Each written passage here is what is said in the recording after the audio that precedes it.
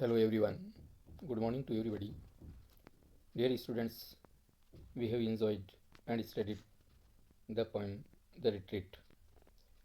The poem Retreat, The Retreat was composed by most famous English poet, translator Henry Vaughan. And from this poem, a question is also asked in university exams. This question may be asked like this: write a critical appreciation of Henry Vaughan's poem The Retreat. So, how to prepare the answer of like these questions? First of all, we should give the introductions to the poet and poem in the answer. Introductions to the poem, poet, poet, the poet of this poem Retreat is Henry Vaughan, and Henry Vaughan was a great religious and metaphysical poet during early of 17th century in England. He was a great philosopher, translator, and we can say saint. Vaughan was much impressed from Herbert. Herbert also a religious poet, and he was also one of metaphysical poet. And Vaughan also Vaughan was also influenced by John Donne and his religious poetry and metaphysical poetry. Henry Vaughan was also a poet of great devotee of God, and he was whatever wrote whatever he wrote in English poetry and poems. The later romantic poet William Wordsworth was also inspired by Vaughan's poetry. So William Wordsworth also composed a poem out to the intimations of childhood. So Vaughan was a great contributor to the English poetry.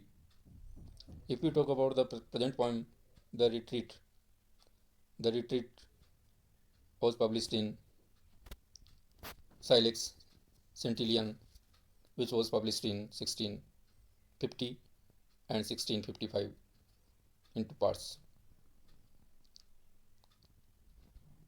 Poem The Retreat, as the title suggests, the retreat means go back, go in, go into the past. Yeah, lost in past memories. Yeah, withdraw from present condition. So the title of this poem, The Retreat, is itself suggests us its meaning.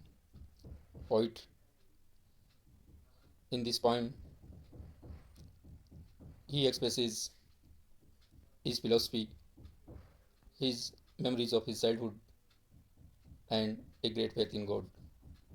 This poem is metaphysical poem and is also known as a great religious poem. It is written in 32 lines and it is highly remarkable and impressive to the readers. It touches the mind and soul of the readers. So now we come to second point, theme. As you know, dear students, theme means the central idea, the main message of the poem. What poet want to say through this poem, that is the theme. Glorifications of childhood and religious optimism. Glorifications of childhood. Henry Vaughan regrets at the loss of his innocent childhood. He recalls his angelic infancy and where the loss of his angelic infancy, and he recalls the happy moments of his childhood, because in his childhood he finds himself he found himself in the claws of God. And religious optimism, it is the religious optimism in the later part of the poem. Poet expresses his religious optimism. He says that this body is made of dust and it ultimately lost in dust, but soul. But his soul is immortal and it will be liberated from his body and will meet and will reach to the heavenly abode. So he is optimist from the point of immortality of his soul. Now we come on the third point, growth of thoughts. In opening lines of the poem, poet recalls his innocence of his childhood and he calls it his childhood as angelic infancy. Angelic infancy means he always finds himself found himself in close of God, and he says he would see the glimpses of the God in his childhood. Even in the things of nature, he always found the glimpses of shadows of God. And he also when he but he is now grown up person and he has moved away from his innocent childhood and he feels himself far from the God. So he regrets for the loss of his innocent childhood, and by recalling the childhood memories and happy moments which are out of his reach, which are now out of his reach, so he feels himself regrets. Yeah, we can say he feels himself sad and hopeless. In further, yeah, in the middle part of the poem, poet says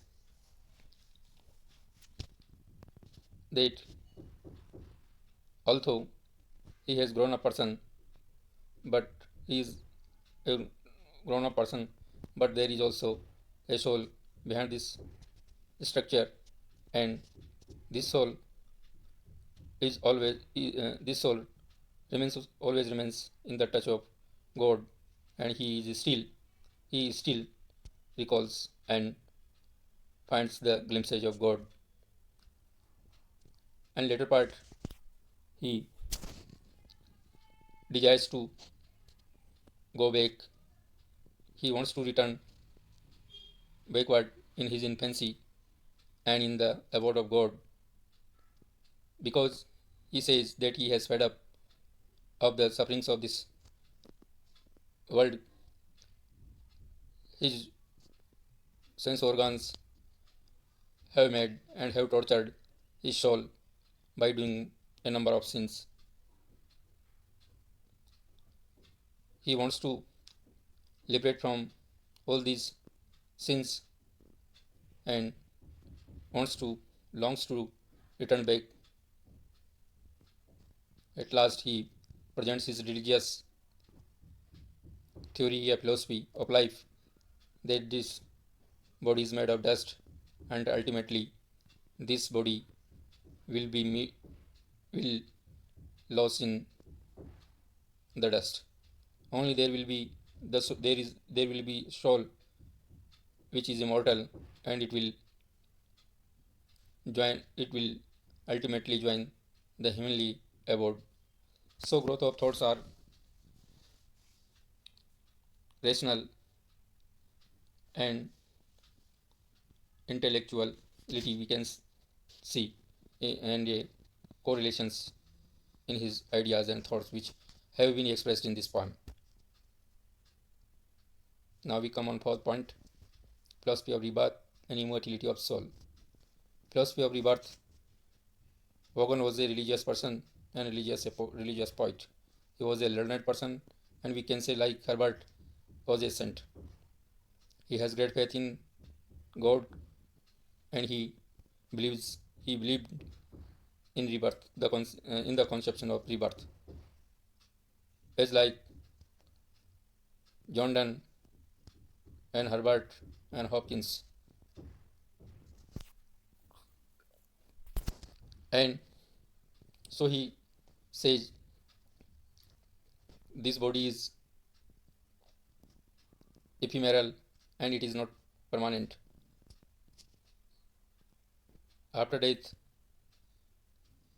soul takes another birth. Yeah, wears another clothes, just as said in Gita, that our body is just like the our clothes, which is taken off from our soul, and our soul wears new clothes. It means takes new birth. And immortality of soul. He Hogan believes in the immortality of soul. He considers that soul is immortal and it is not mortal. It can never be destroyed. Just just as said in Gita by Krishna. So he says our body may lose in dust, but soul is never lost itself, but it is immortal and it wears new clothes. Yeah, it accepts new bodies in the course of its journey. Now we come on fifth point, metaphysical poem. Because Henry Hogan was one of the metaphysical poets, so the retreat is also a metaphysical poem. And poet, like metaphysical poets, he has used a number of conceits, homely images, and paradox. Conceits means far-fetched images which are contrast and different apparently, but poet tries to establish a kind of similarity between those things by using his rational and intellectual logics. Homely images, which images are usually used in our daily life, just as God, soul, body, dust. So, such type homely images are have also used in this poem. And paradox. Paradox is also a literary term, and in which paradox is a kind of a statement in which, yeah, which expresses the contrast apparently between two things, but internally there is no any kind of opposition, a controversy between the parts of statement. Just as in this poem says, most of people longs to go forward because everyone wants to make progress in his life. That's why he longs to go forward to do something for his life. No one, no, there is no any person who doesn't want to make progress in his life. But poet wants to go back. He wants to move backward from this world and his life. He longs to go back in his angelic infancy and even in his the happy days of his childhood, so that he might live in close of God, and he will be able, yeah, he would be able to see the glimpses of the God and he could enjoy the happy moments of his childhood. So he longs to go back, yeah, move to backward. There is a contrast because, yeah, position, because most of a person wants to move forward, ahead, but poets Hogan longs to go back. He want to return back from this life because he has fed up of this life, and he don't want to lead this life more. So a number of metaphysical features are found in this poem. So we can say this is the masterpiece. Yeah, this is a beautiful piece of metaphysical poetry. Now we come on sixth point, dictions and rhyming scheme. If we talk about the diction of this poem, is highly remarkable because poet had used syntax words, combined words, as such words which signs the beauty of this poem. Just as angelic infancy,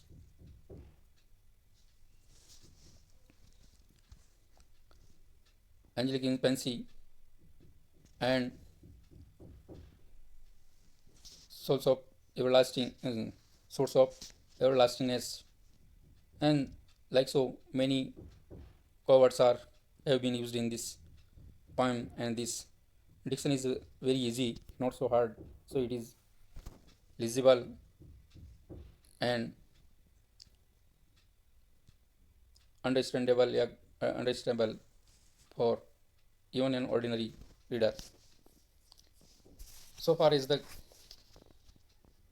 question of rhyme scheme. Rhyme scheme is rhyme scheme of this poem is A A B B C C D D E F F and so on. This poem is musical, and rhyming scheme is also very fine and good. In the last, yeah, at the last of this question, the answer conclusion. We have to give conclusion at the end of the answer of such type of questions. In nut and shell, in brief, we should give conclusion. Vaughan's poem, The Retreat,